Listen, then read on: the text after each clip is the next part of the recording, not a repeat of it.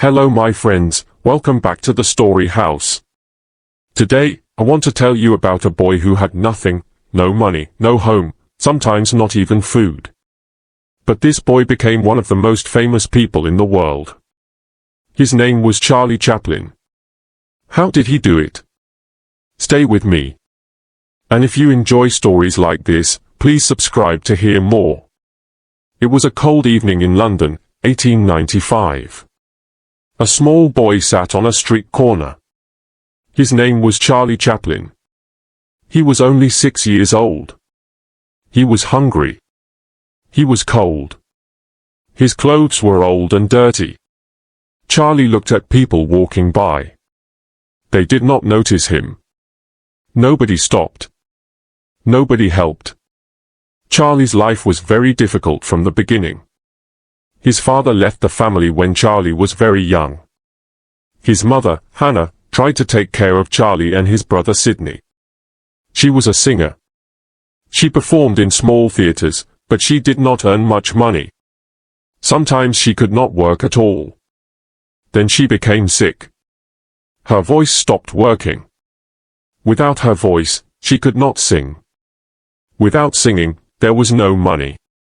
The family became very poor. They moved from place to place. Sometimes they had no home at all. They slept on the streets. Charlie was always hungry.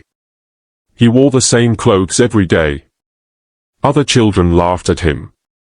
He felt ashamed. He felt alone. When Charlie was 7, something terrible happened. His mother became very sick. She could not think clearly anymore. The government took her to a hospital. Charlie and Sidney had no parents now. They were sent to a workhouse. A workhouse was a place for poor children. It was not a kind place. The children worked hard every day. They cleaned floors. They washed clothes. They received very little food. The rooms were cold. The beds were hard. Charlie hated it there.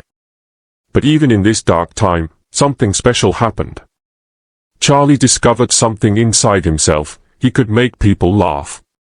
When the other boys were sad, Charlie made funny faces. He walked in a silly way. He told jokes. The boys laughed. For a moment, they forgot their hunger. They forgot their sadness. Charlie felt something new. He felt important. He felt alive. It was a sunny morning in London, 1903. Charlie was now 14 years old. He walked into a small theater. The theater was looking for young actors. Charlie was nervous. His hands were shaking. But he wanted this job very much. He needed it badly. The theater manager looked at Charlie. "Can you act?" he asked.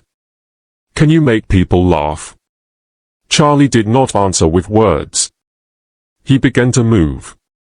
He walked like an old man. Then like a drunk man. Then he pretended to fall down. The manager laughed. "You're good, boy. You can start tomorrow." This was Charlie's first real job in theater. He joined a comedy group. They traveled across England, performing in small towns and big cities. Charlie learned everything about performing. He learned how to move his body. He learned how to use his face. He learned that sometimes words are not needed. Sometimes the body can speak better than the mouth. Audiences loved Charlie. He was small and thin, but on stage he was full of life. He could make an entire room laugh without saying a single word.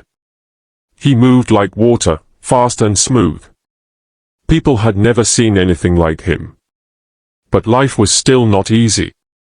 Charlie earned very little money. The group traveled in old trains and slept in cheap hotels. Sometimes they performed 3 shows in one day. Charlie was always tired, but he never complained. He knew this was his chance. This was his way out of poverty.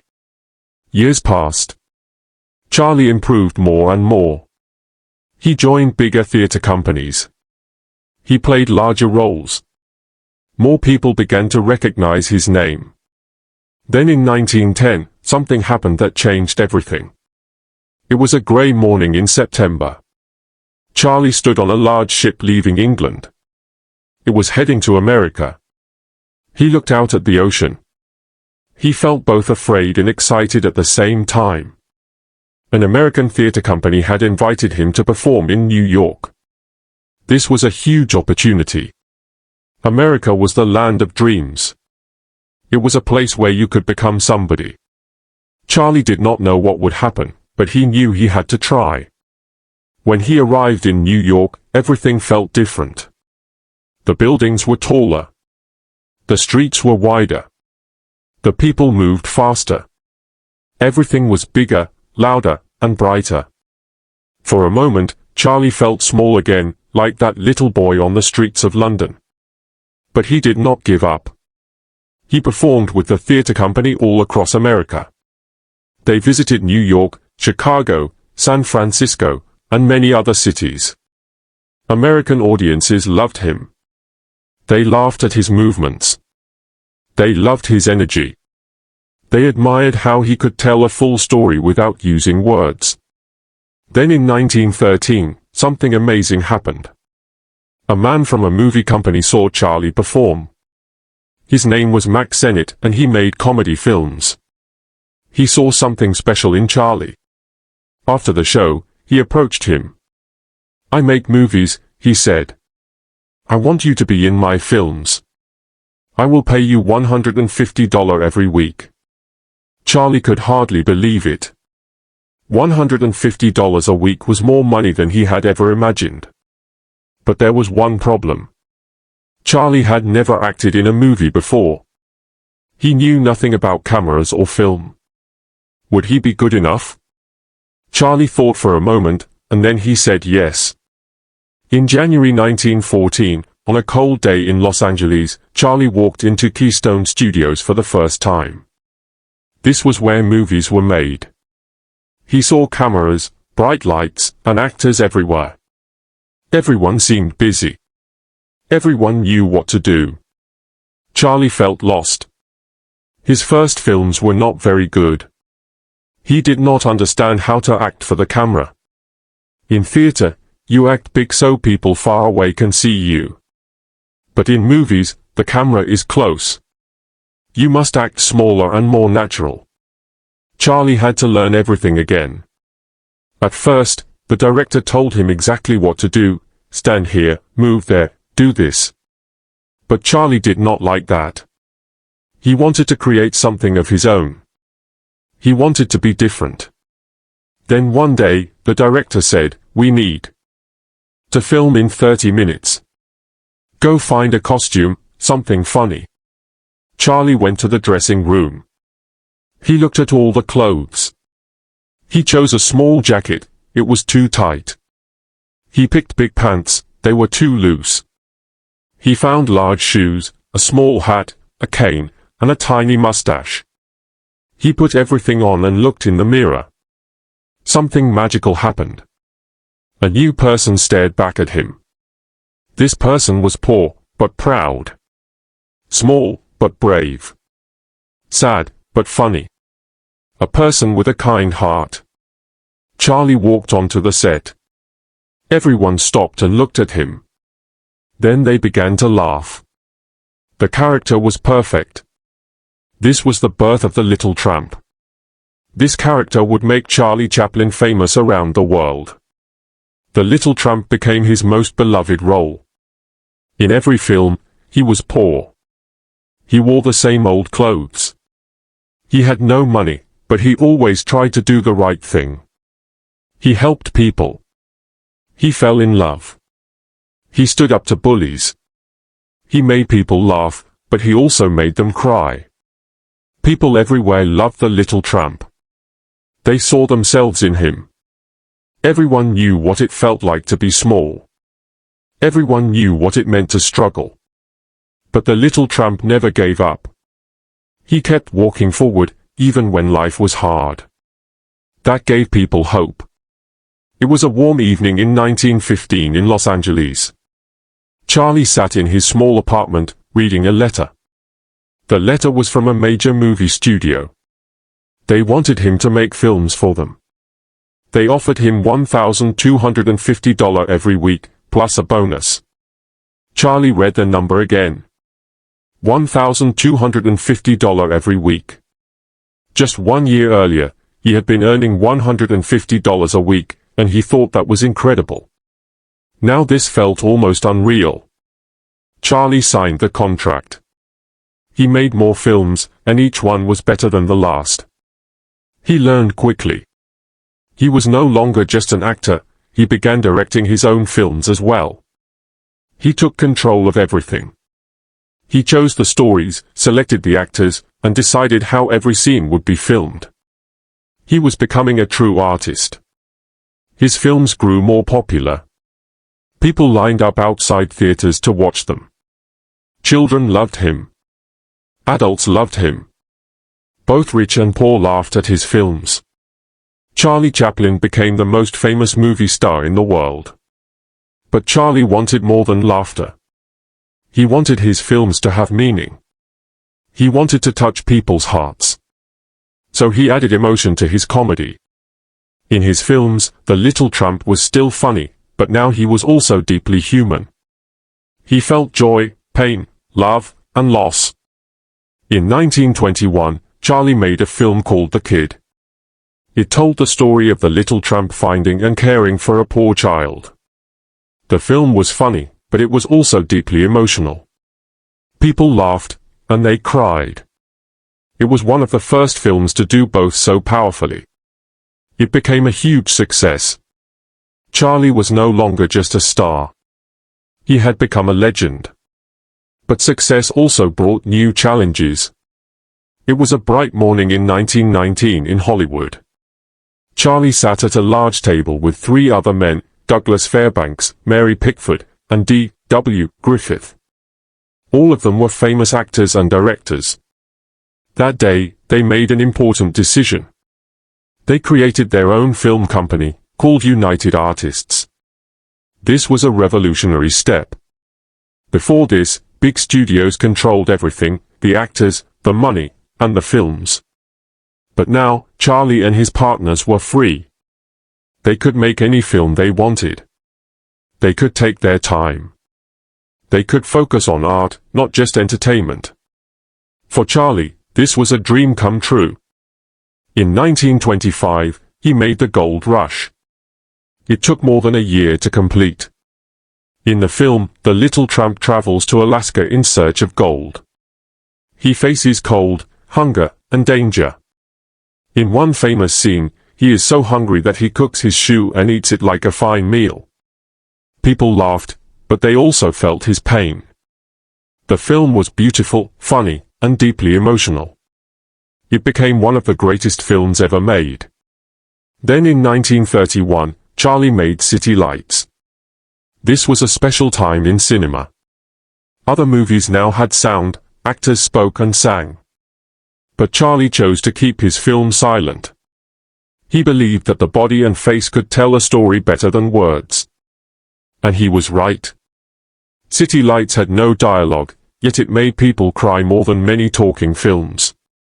By now, Charlie was not just rich, he was one of the most powerful figures in entertainment.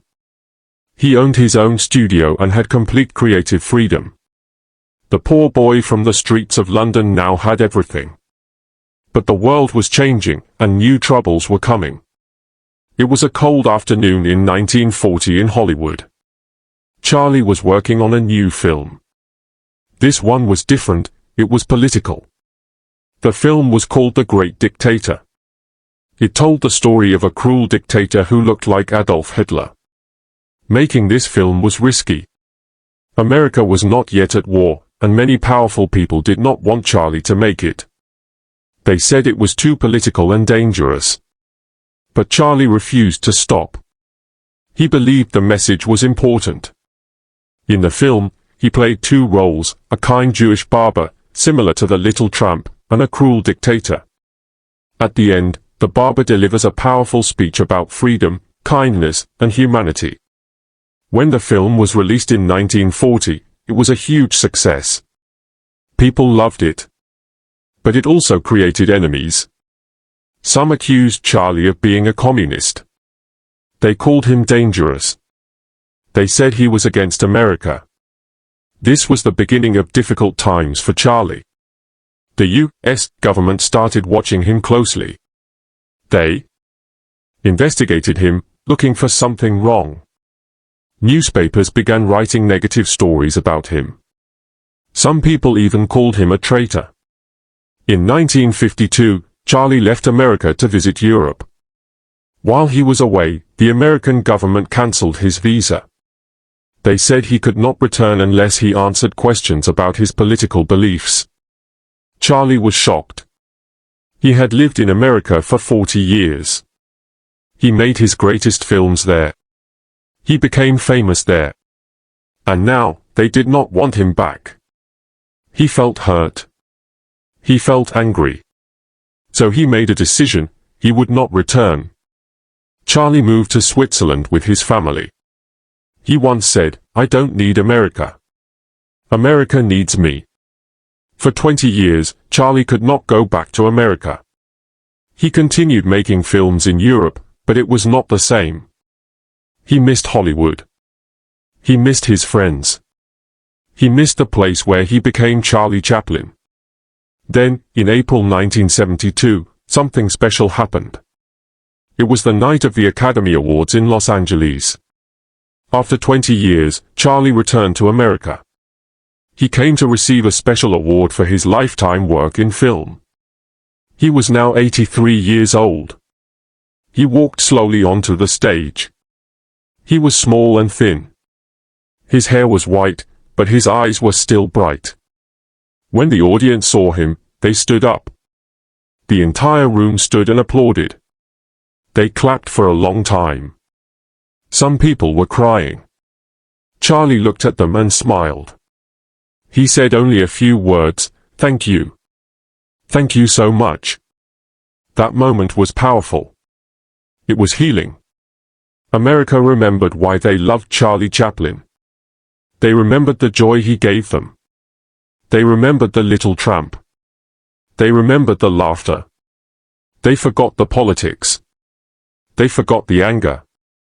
Charlie returned to Switzerland, where he spent his final years with his wife Una and their children. He was happy. He was peaceful. He had a loving family and memories of an extraordinary life. On Christmas Day in 1977, Charlie Chaplin passed away at the age of 88. The world mourned his loss. Newspapers everywhere wrote about him. People shared their favorite Chaplin moments and watched his films again. Charlie Chaplin left behind something truly special. He left films that still make people laugh and cry. He left behind the little tramp, a character known all over the world. And he left behind proof that one person, even a poor boy from the streets of London, can change the world. His story teaches us something important. Life can be very hard. You can start with nothing. You can face terrible challenges. But if you work hard, if you never give up, and if you follow your passion, you can create something beautiful. You can touch millions of hearts. You can become immortal through your art. From the streets of London to the stages of America, from silent films to eternal fame, Charlie Chaplin walked a long road. He walked it with dignity. He walked it with humor. He walked it like the little tramp, always moving forward, always hoping, always human. Thank you for listening to this story. If you enjoyed it, please like this video and subscribe to Storyline English for more stories that help you learn English naturally. And tell me in the comments, what historical story would you like to hear next? Where are you watching from? I love hearing from you. See you in the next story.